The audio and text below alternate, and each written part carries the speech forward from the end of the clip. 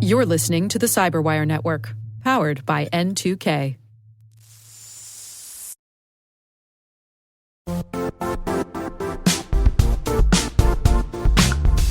The IT world used to be simpler. You only had to secure and manage environments that you controlled.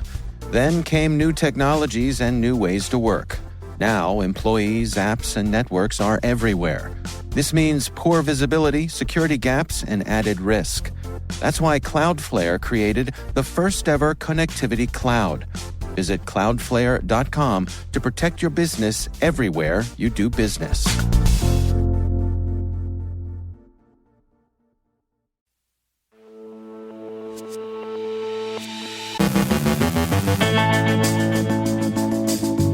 A Texas operator of rehab facilities faces multiple lawsuits after a ransomware attack. Microsoft warns Android developers to steer clear of the dirty stream. The feds warn of North Korean social engineering. A flaw in the R programming language has been patched. Zloader borrows stealthiness from ZeuS. The GAO highlights gaps in NASA's cybersecurity measures. Indonesia is a spyware hotspot.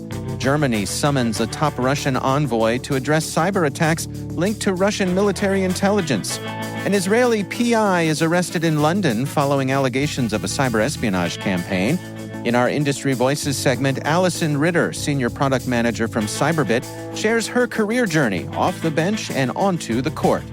And a cybersecurity consultant allegedly attempts to extort a $1.5 million exit package.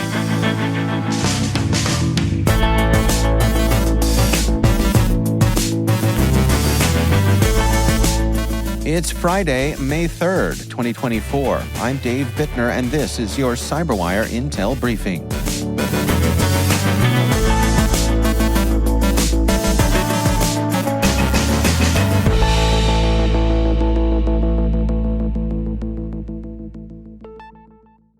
Thank you all for being here with us today. It is great to have you join us. Ernest Health, a Texas-based operator of rehabilitation hospitals, is facing multiple federal class action lawsuits following a ransomware attack that compromised the sensitive data of over 100,000 individuals across its facilities in 12 states. The breach reports, filed with the U.S. Department of Health and Human Services, detail incidents of hacking involving network servers at various Ernest Health locations. The data exposed includes names, addresses, medical information, and for some, Social Security and driver's license numbers. In response, Ernest Health has implemented additional security measures and is offering affected patients complimentary credit monitoring and identity protection services. The series of lawsuits allege negligence in failing to adequately protect patient data, putting them at risk of identity theft and other crimes. The breach has also led to fraudulent phone calls targeting patients and their families, further complicating the situation for Ernest Health. Microsoft has issued a warning to Android app users and developers about a new attack method called Dirty Stream, which exploits a path traversal vulnerability within Android's content provider component, particularly the file provider class.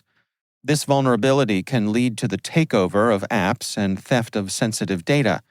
Notably affected are popular apps like Xiaomi File Manager and WPS Office, which together boast over 1.5 billion installs. The vulnerability has been identified in applications totaling 4 billion installations and could potentially be present in other apps.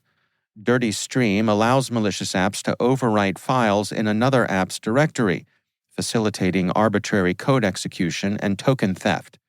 This can give attackers complete control over the app and access to user accounts. Microsoft has informed affected developers, many of whom have patched their apps, and urges all developers to review their apps for this security flaw. Google has also published guidance for developers on handling this issue. The U.S. government, including the Department of State, the FBI, and the NSA, has issued a warning about sophisticated social engineering attacks by North Korean hackers from the group Kimsuki. This group, part of North Korea's military intelligence, targets a diverse set of entities such as think tanks, academic institutions, and media organizations. Kimsuki has been exploiting email vulnerabilities, particularly poorly configured DMARC records, to spoof legitimate email domains and enhance the effectiveness of their spear phishing campaigns. The advisory details Kimsuki's tactics and offers mitigation strategies to help organizations and individuals protect against these phishing efforts. It underscores the importance of enhancing email security, monitoring for spear phishing indicators, and reporting any suspected Kimsuki-related activities as part of a broader effort to counter these state-sponsored cyber threats. Security researchers have identified a high-risk deserialization flaw in the R statistics programming language, which could potentially be exploited in a supply chain attack. The vulnerability was disclosed by Hidden Layer and has been patched by the R Foundation as of April 24th. The flaw involves how R deserializes data, specifically through the read RDS serialization interface used by over 135,000 R source files, including those from major vendors like RStudio, Facebook, Google, Microsoft, and AWS. Attackers could potentially overwrite a .rdx metadata file with malicious code, leading to automatic execution when an R package is loaded. Fortunately, no attacks have been reported yet, and researchers were able to address the vulnerability promptly. Zloader, a modular Trojan derived from the leaked ZeuS source code, has reintroduced an anti-analysis feature from the original ZeuS versions after being inactive for nearly 2 years. The feature prevents the malware from executing on any machine other than the one initially infected, effectively countering attempts to analyze or replicate it on different systems. It achieves this by checking for a specific registry key value that is uniquely generated for each infection.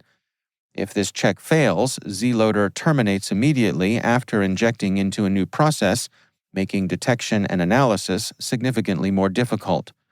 This evolution of Zloader, noted by Zscaler in their recent analysis, highlights the malware's increased sophistication and targeted approach to system infections.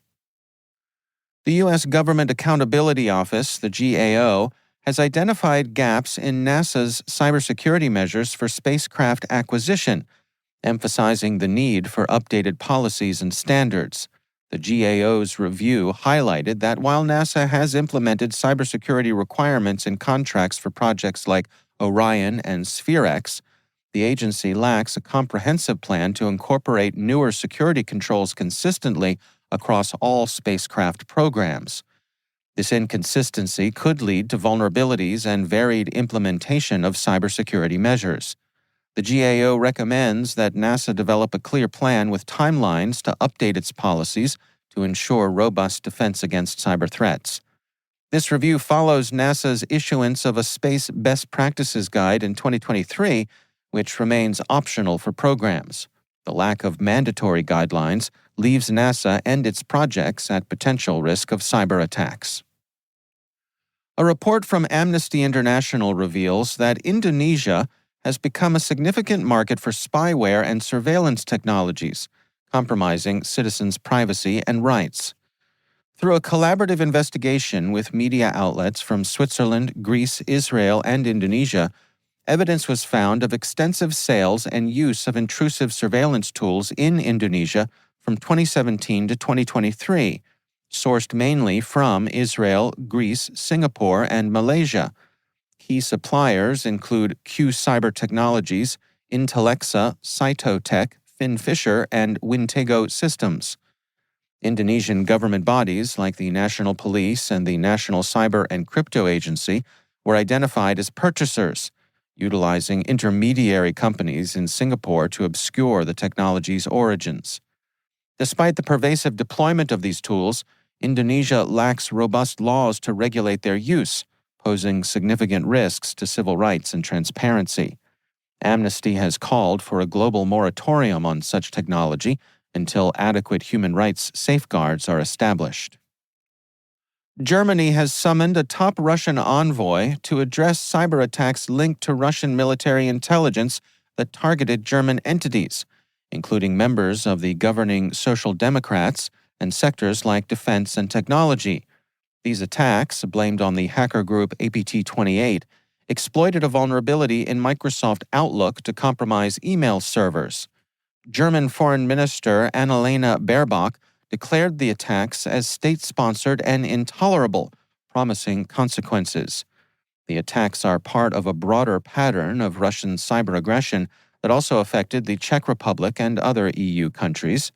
These incidents are seen as part of Russia's hybrid warfare strategy, which includes disinformation campaigns alongside direct cyber attacks, posing significant threats to democracy and security in Europe. An Israeli private investigator named Amit Forlit was recently arrested in London following allegations that he conducted a cyberespionage campaign on behalf of a Washington-based public relations and lobbying firm. According to U.S. authorities, Forlit and his companies were paid £16 million, about $20 million, to gather sensitive information related to the Argentinian debt crisis. Forlit is wanted in the U.S. on multiple charges, including 1 count of conspiracy to commit computer hacking, 1 count of conspiracy to commit wire fraud, and 1 count of wire fraud. Despite the serious nature of the allegations, the extradition process encountered a significant hiccup. Judge Michael Snow ruled that the extradition could not proceed because Forlit was not produced in court within the required time frame as stipulated by British extradition law. The judge stated, "He was not produced in court as soon as practicable, and the consequences of that, I have no discretion, he must be discharged." Forlit was initially detained under an Interpol red notice at London's Heathrow Airport as he attempted to board a flight to Israel. However, the exact timing of his arrest remains unclear.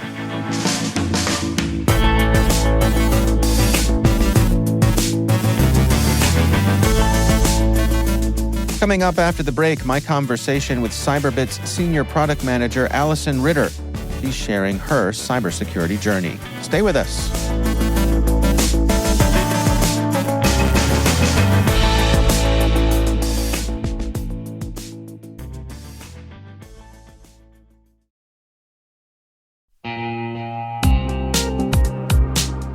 Managing the requirements for modern security programs is increasingly challenging and time-consuming. Enter Vanta. Vanta gives you one place to centralize and scale your security program. Quickly assess risk, streamline security reviews, and automate compliance for ISO 27001, SOC 2, and more.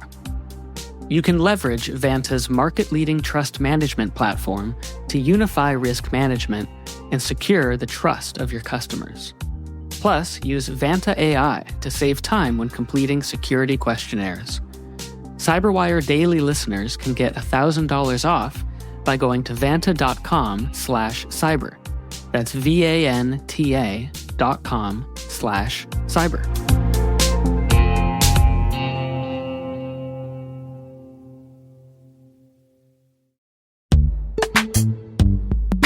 In the dynamic world of enterprise security, identity architects and IT leaders face a major challenge. Growth by repeated acquisitions multiplies the complexity of everything. Multiple IDPs, MFA providers, policy engines that all need to coexist. This can lead to fragmented user identities and policies that create security vulnerabilities and add access friction.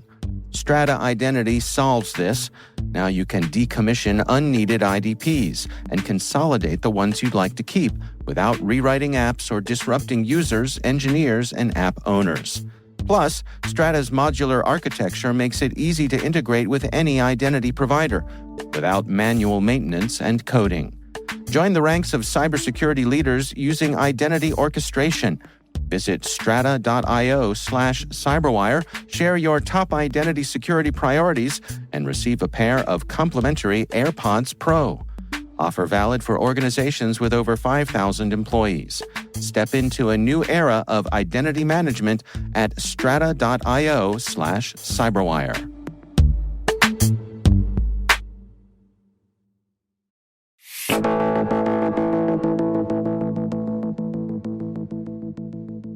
Allison Ritter is Senior Product Manager at Cyberbit And in this sponsored Industry Voices segment, she shares her career journey off the bench and onto the court. I have been working in different areas throughout cyber, and a big draw that brings me back into cyber simulation are the people. After working for years managing and leading SOC teams, the most important part I found was making sure I had a team that I trusted and that trusted each other. They trusted their leadership. They knew how to handle and communicate during a crisis. And from this experience, the number one area to developing a SOC and IR team to me was really investing in our teams, the people. People might say, well, isn't cyber always a crisis? My answer would be, if you're handling it correctly, it should not be a day in and day out of crisis. And if you prepare your team correctly when a crisis does occur, it should not feel overwhelming and uncomfortable. It should allow your team to feel really empowered to make the decisions that they need to make during the time of crisis that they're maybe going through. And I'll tell you, I have worked with those that live for crisis. They want to escalate on a Friday evening. To me, with that attitude, you're not building a strong team. You're building a fearful and really resentful team who are now afraid to bring up issues when they do occur. Well, tell us some more about your day-to-day like. I mean, what is it like working within that cyber range?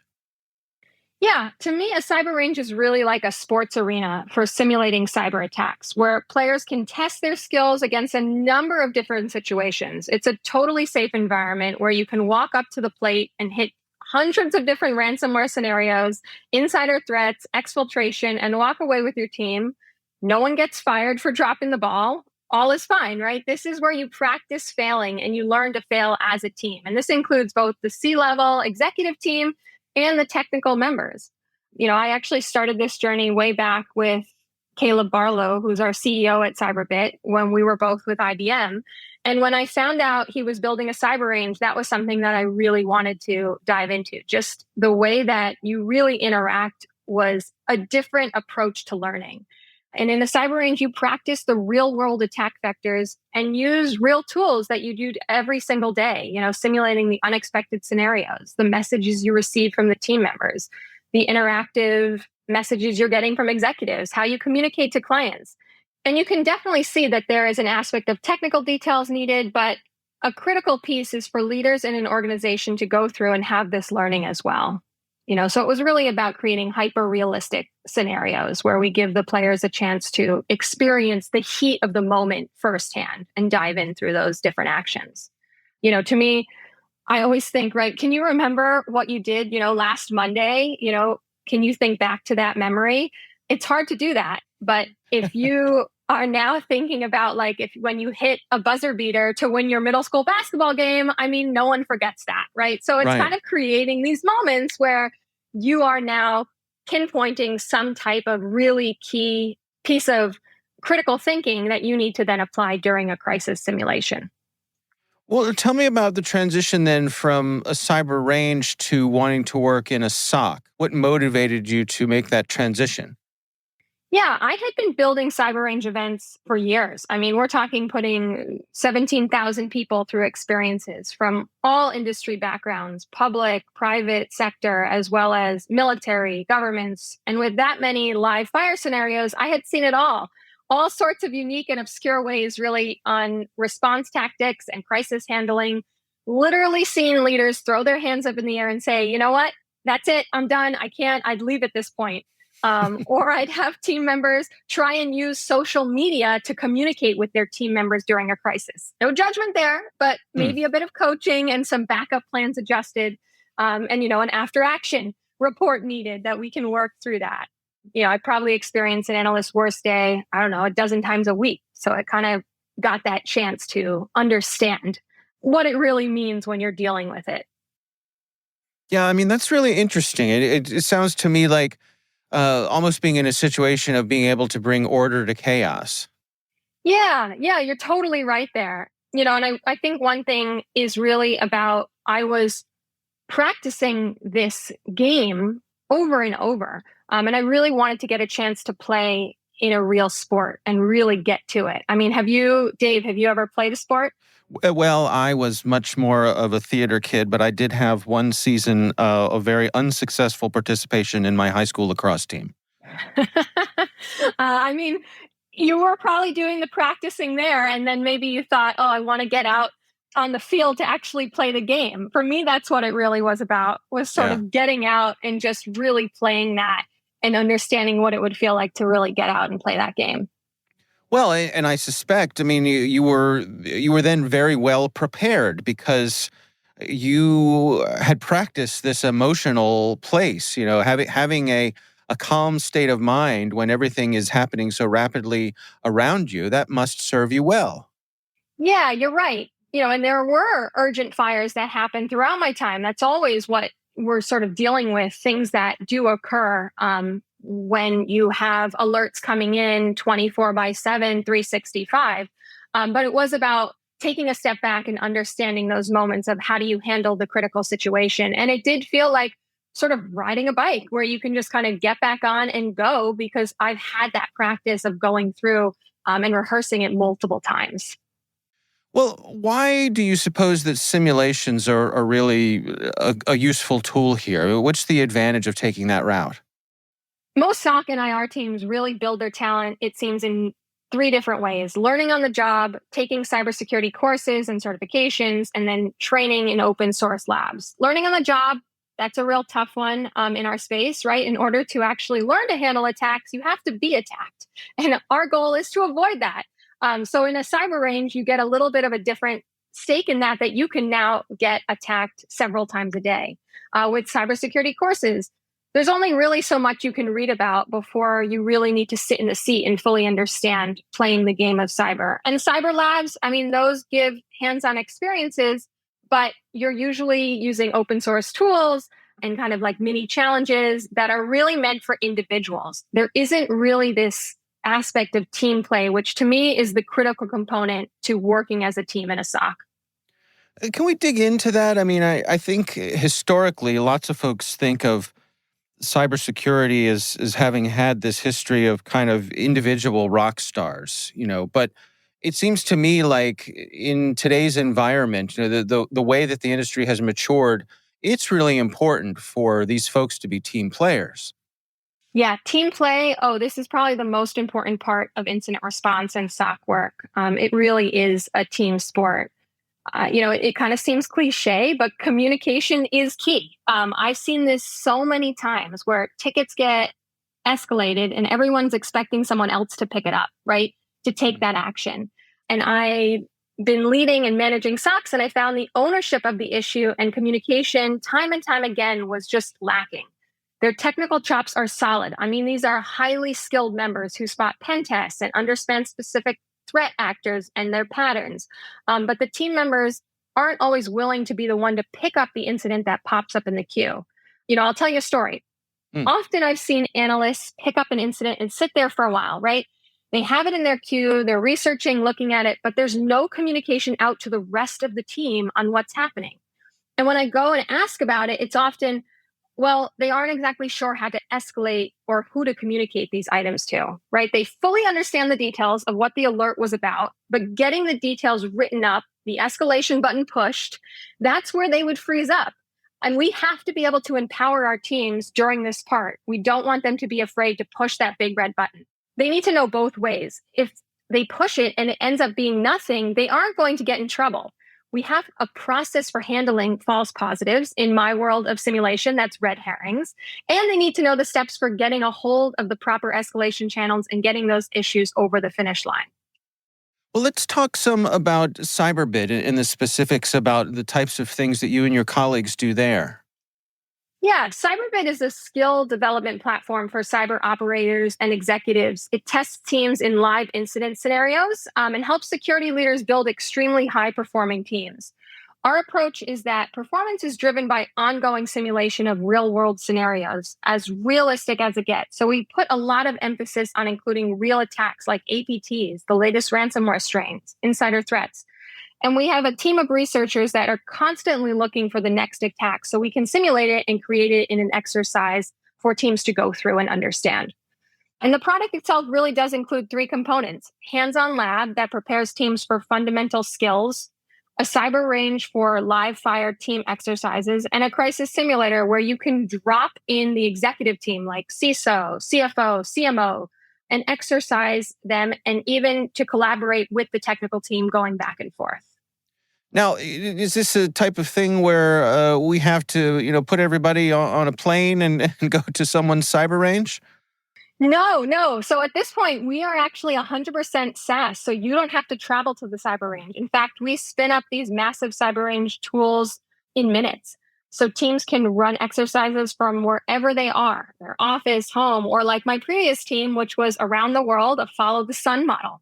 And I know as a SOC leader how hard it is to get your teams into training when you run a 24/7 operation. And we took that into account and built these simulation experiences to support all different types of schedules. Our motivator is the people. We leverage cyber range technologies to cover simulation, competition, system testing of all kinds to support organizations and their goals.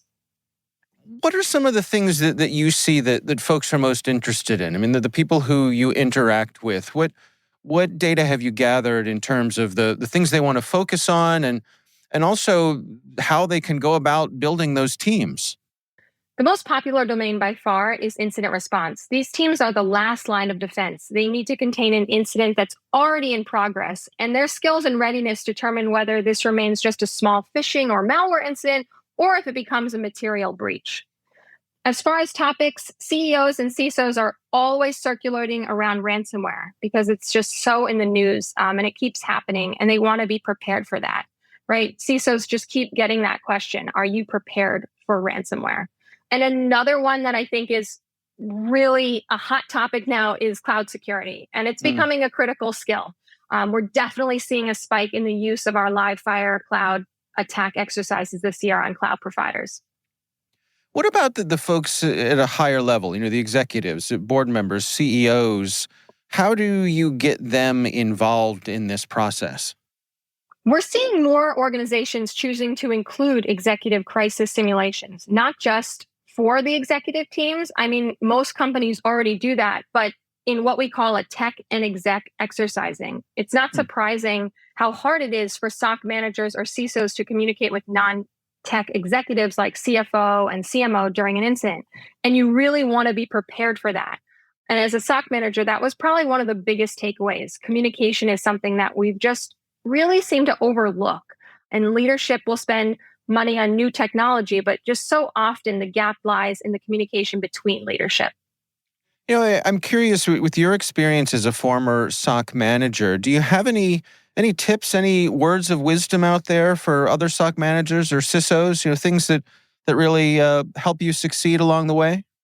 We're putting way too much emphasis and budget on technology before people. When you look at people, process, and technology, it's the people who drive the processes and create the impact of the technology we buy. One of the biggest problem areas I faced in managing a SOC was the communication between analysts and leaders. And in a crisis, that communication needs to be ironed out. And you really need to trust your team. If you kick the ball to one player, you need to know they know exactly how and when to kick that ball back. I've learned time and time again that without investing in great teams, there's no use for tech. So my tip is build a great team, invest in your talent, and the rest will follow. That's Allison Ritter, Senior Product Manager at Cyberbit.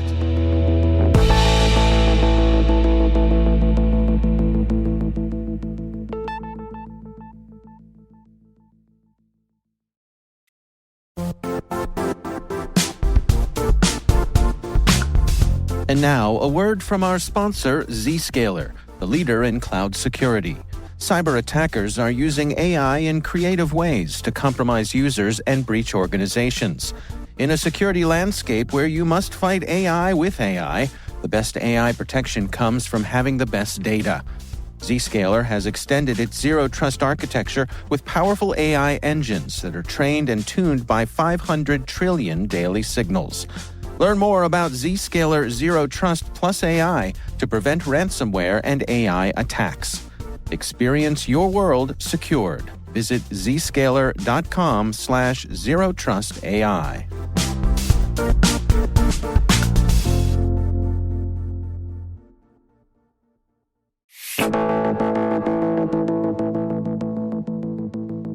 And finally, Vincent Kennedy, a 57-year-old former cybersecurity consultant, was arrested for allegedly attempting to extort $1.5 million from a New York-based multinational IT company. After being fired for poor performance, Kennedy used a company-issued laptop to illegally download sensitive data, including trade secrets and vulnerability lists. He then threatened to release this information unless the company paid him, citing employment discrimination. His demands escalated, involving threats to damage the company's reputation and investor confidence by releasing the information publicly or through legal and regulatory channels. Kennedy also involved the staffing firm that employed him, communicating his extortion demands and legal threats through them. Charged with extortion, Kennedy faces a maximum sentence of 20 years in prison if convicted.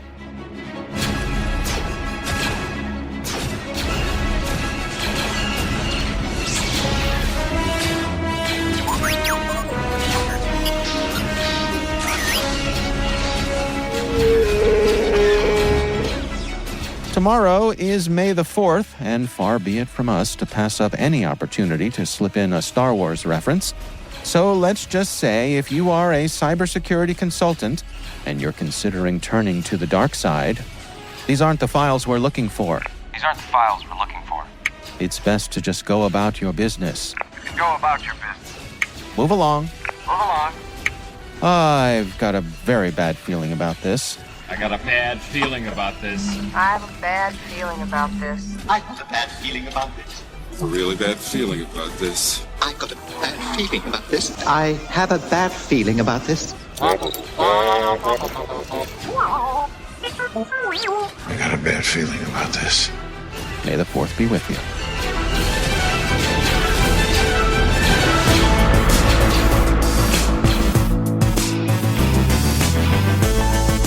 And that's the Cyberwire. For links to all of today's stories, check out our daily briefing at thecyberwire.com. Be sure to check out this weekend's Research Saturday, my conversation with Adam Murray, Chief Information Security Officer at Arctic Wolf.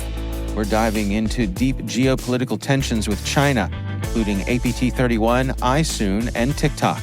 That's Research Saturday. Check it out. We'd love to know what you think of this podcast. Your feedback ensures we deliver the insights that keep you a step ahead in the rapidly changing world of cybersecurity. If you like the show, please share a rating and review in your podcast app. Please also fill out the survey in the show notes or send an email to cyberwire@n2k.com. We're privileged that N2K Cyberwire is part of the daily routine of the most influential leaders and operators in the public and private sector, from the Fortune 500 to many of the world's preeminent intelligence and law enforcement agencies. N2K makes it easy for companies to optimize your biggest investment, your people. We make you smarter about your teams while making your teams smarter. Learn how at n2k.com. This episode was produced by Liz Stokes. Our mixer is Trey Hester, with original music and sound design by Elliot Peltzman. Our executive producer is Jennifer Iben. Our executive editor is Brandon Karp. Simone Petrella is our president. Peter Kilpie is our publisher.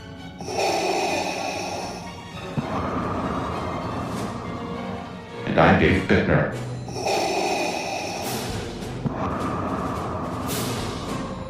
Thanks for listening. We'll see you back here next week.